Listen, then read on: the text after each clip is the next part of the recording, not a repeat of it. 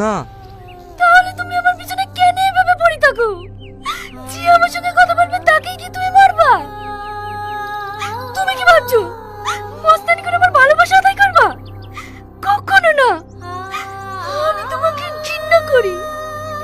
I hate you. আজ 2 বছর ধরে তুমি আমার জীবনটাকে নরক বানিয়ে রেখে দিয়েছো।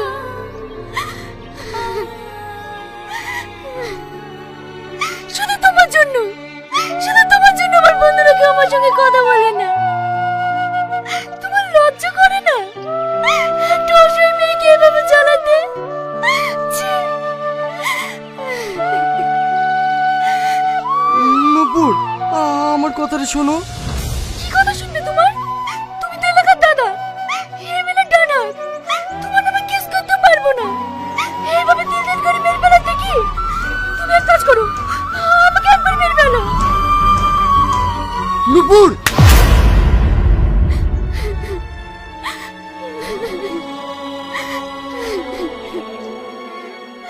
আমি তোমাকে হাত জোর করে অনুরোধ করছি, দয়া করে তুমি আমাকে মুক্তি দাও।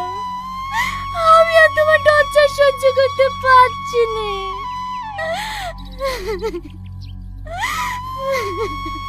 মুক্তি চাও তো? ঠিক আছে, যাও, দিলাম। আমি আর কোনোদিনও তোমাকে বিরক্ত করব না, কথা দিলাম।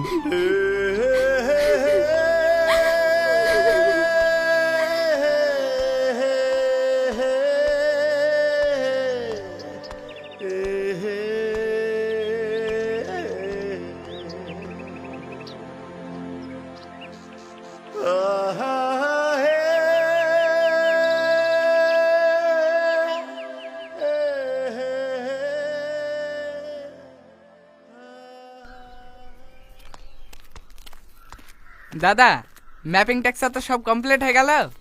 আগামী সোমবার থেকে কাজ শুরু হয়ে যাবে নাকি? হ্যাঁ হ্যাঁ, ইলেকশনের আগে ফ্যাক্টরি কমপ্লিট করব। খান ভাড়ায় বলে দিয়েছি, ইটগুলো আজ বিকেলেই ফেলবে। তুই একটু দেখে নিস। ঠিক আছে দাদা।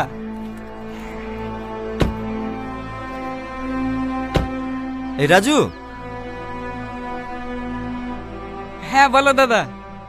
বিরোধী দলের নেতা শুভেন্দু একটু বেশি মাতব্বরি করছে। রিয়াজকে বলিস তো ওকে 2 মাসের জন্য বেড রেস্টে পাঠিয়ে দিতে। আবার রিয়াজকে বলার কি দরকার?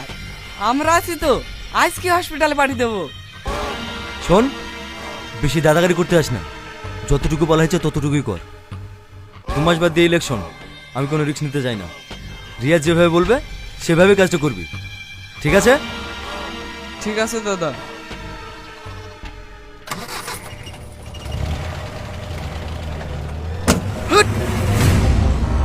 রিয়াজের যে কি দেখিছে, শুধু রিয়াজ আর রিয়াজ।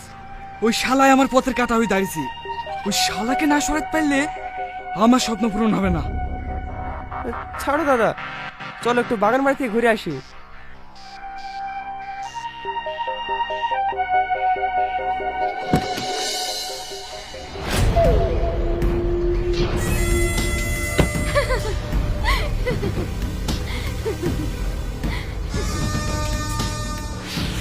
এই শাহি, হলুদ জামা পরে ওই মালটা কে রে? ওর দিকে তাকায় না দাদা, ওটা রিয়াজের আইটেম।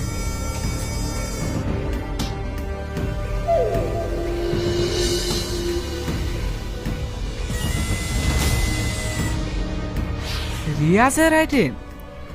শালার পছন্দ আছে তো।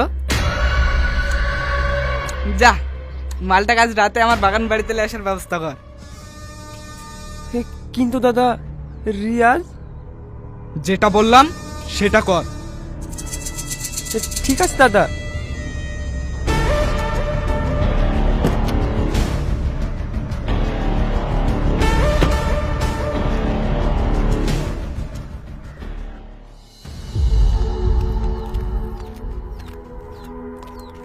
কি বাবা তোমরা? জামা ঘরে যা। আরে থাক না, সমস্যা কোথায়? এলেন এতগুলো টাকা কিসের লেগে বাপ? ও এমএলএ ভাই রাজুর। আপনার মেয়ে কি পছন্দ হয়েছে? তাই টাকাগুলো দিতে পাঠালো। মানে এই বয়স্ক লোকদের বোঝানো খুব মুশকিল হয়। আপনার মেয়েকে আজকে রাতের জন্য একটু নিয়ে যাবো, আবার সকালবেলা এসে রেখে যাবো, কোনো সমস্যা হবে না।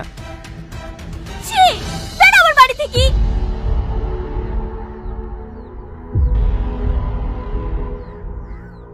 জানতাম এরকমই হবে।